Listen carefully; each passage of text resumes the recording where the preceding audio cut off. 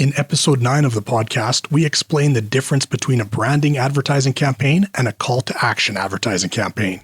Podcasting from BC's beautiful Sunshine Coast, this is the Canadian Real Estate Marketing Podcast. Each week, you'll hear ideas designed to help Canadian realtors get more clients and make more money. Here are your hosts, Val Lebrecq and Paul Polson. A few episodes ago, we touched on push and pull marketing messages. This time, we're talking about the difference between branding campaigns and call to action campaigns and how they relate to real estate.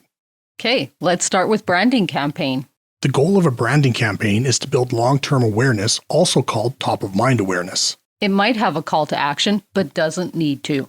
Top-of-mind awareness is training an audience to make a specific association with you. For example, when they hear Realtor, they immediately think of you. This is important because in most instances, people don't need a realtor immediately. If they only call an agent every 2 to 5 years, you want to train them to think of you when they decide it's time to sell or buy. A branding campaign should evoke some kind of emotion from your audience. If you give a regular market report, they'll feel more informed after having seen it. If you celebrate the best things about your community, they'll feel proud after having watched the video. You want them to associate you with real estate and with a positive feeling. So a branding campaign doesn't have an immediate payoff for the advertiser. It'll likely take a minimum of 6 months for a branding campaign to take hold. And once it's working, you need to keep feeding it. If you stop your branding campaign, people will forget about you and you'll need to start over. Branding is a lot like farming. You advertise long-term, grow your audience, and build a relationship with them so when they eventually need a realtor, they think of you. A real-life example is Realtor Tony Broughton's April Fool's video. They're not designed to sell you a specific property. They're designed to hopefully give you a laugh and make you think of Tony as the guy that likes April Fool's Day. And that he's just a fun, approachable guy.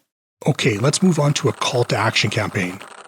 If a branding campaign is like farming, a call to action campaign is like hunting. A call to action campaign has a specific goal and it's typically time related.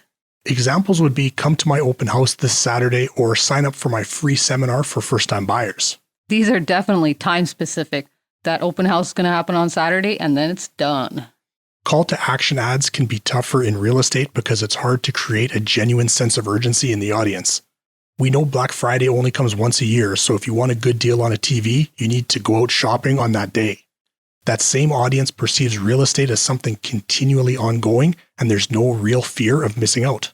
All right, so how about advertising campaigns that are both branding campaigns and call to action campaigns? Sometimes there is overlap between these two styles. Video tours and listing photo ads serve two purposes.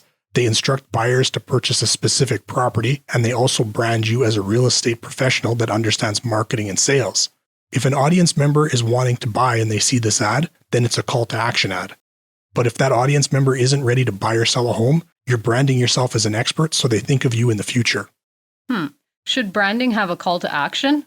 Sure, if you want to include one, but you don't need to shoehorn a call to action into every ad.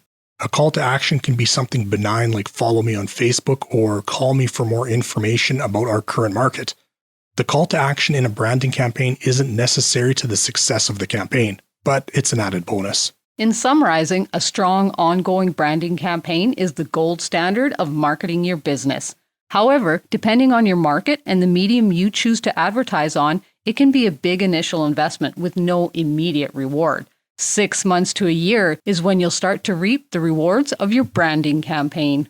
A call to action campaign shouldn't be overlooked, especially if you find yourself in a situation where there's a legitimate reason for your audience to take immediate action.